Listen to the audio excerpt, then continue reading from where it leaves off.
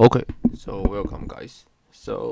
This video, I'm just trying to talk about another Graver's algorithm applications.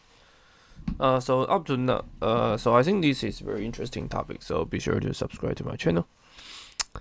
One previous example of Graver's algorithm application is that the collision problem.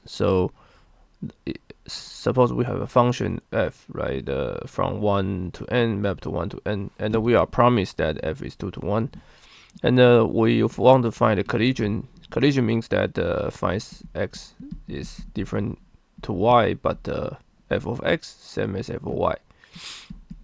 Okay, so classically, it's somehow like it's not easy, right? Because classically you need to let the like omega n, right, to find the answer, or probability you need the square root of n, right? But in the quantum that we proved that we only need n to the 1/3 power, and the reason is that we just first randomly get the 1/3 curies, and after that we take suppose we take the first 1/3 curies, and if there is a collision, then we are done. If not, then we take the rest of 2/3 2/3 and do the so-called Graver's algorithm, right? So we take a square root, and this is precisely the n to the 1/3 power. And if you are interested in that, you can go to check the Scar-Erickson's PhD thesis. Basically, Scar-Erickson's PhD thesis proving that this 1/3 somehow is the optimal solution. Okay, so although this use much more difficult analysis, but this is a known result that 1/3 1/3 for a collision problem are actually it's indeed optimal. Okay, so next I will talk about this element distinction problem. So this problem is also very interesting, and it looks much difficult than the previous one. So the idea is that we have a 1 to n and a map to 1 to n. And the task is that we need to check whether f is 1 to 1. Okay, so classically you still need n, right? And then you need somehow like hash or sorting, so plus n log n, but fine, you at least need n, right? Because you need to check it from 1 to 1. So there's a chance that there's a chance that you need to check up to the final results, the final n, the final input, and check whether this is indeed the same. But magically for the quantum, right, we need n to the, we at least can produce an algorithm which easily is n to the 3 divided by 4. Okay. So the idea, so this is very interesting results. So for my first time, I think it's very astonishing. Okay, so idea is that we have an input, right? So let's separate into square root of n. Okay. So we separate this as a square root of n. Let's say 1 over the root of square root of n portion. Right, so that means I should say what I should say. Yeah. So total we have total we have a square root of n blocks. Right. So basically we separate our input into into different block. So this is the first block, second block, third block, fourth block, and the final block. Okay. So ideally the probability of so let's talk about algorithm. Okay. So let's talk about the algorithm process. Let's talk about algorithm process. Okay, so our algorithm process is that we separate into different square roots and blocks.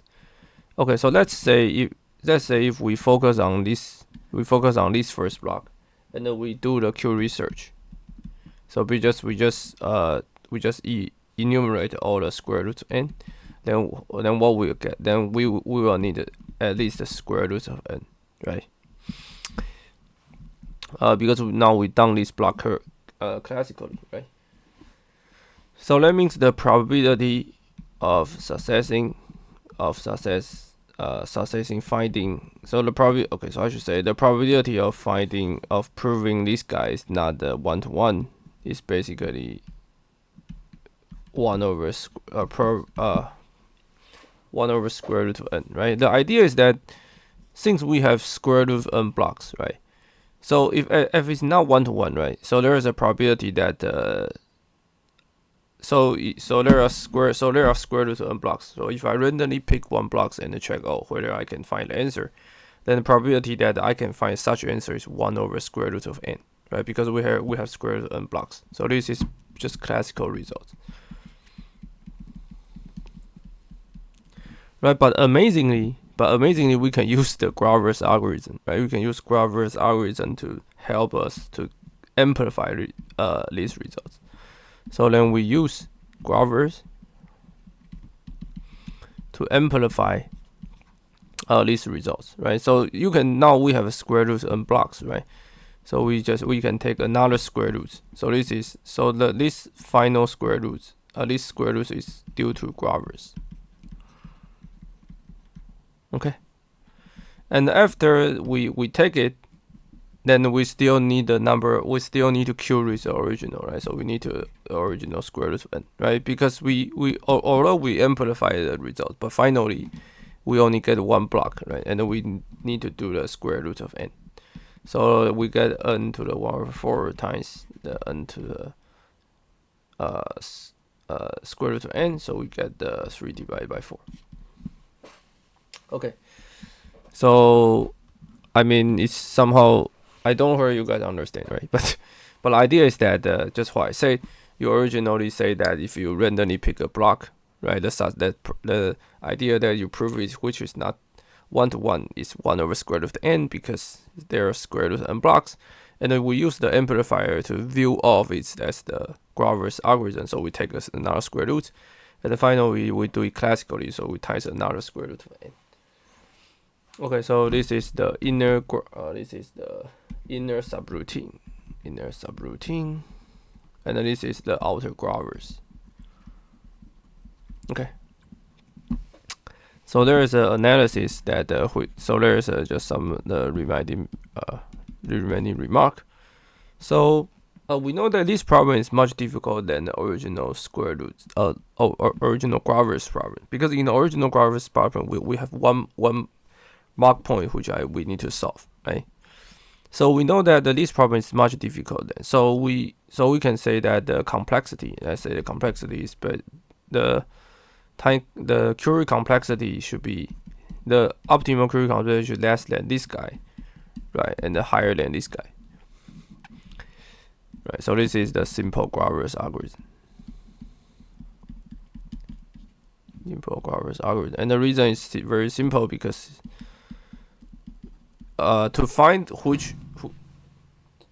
a function which is not whether 1 to 1 is much difficult than the original Grover's algorithm, right? Because you can view the original Grover's, take a square root to just pick one block. Okay,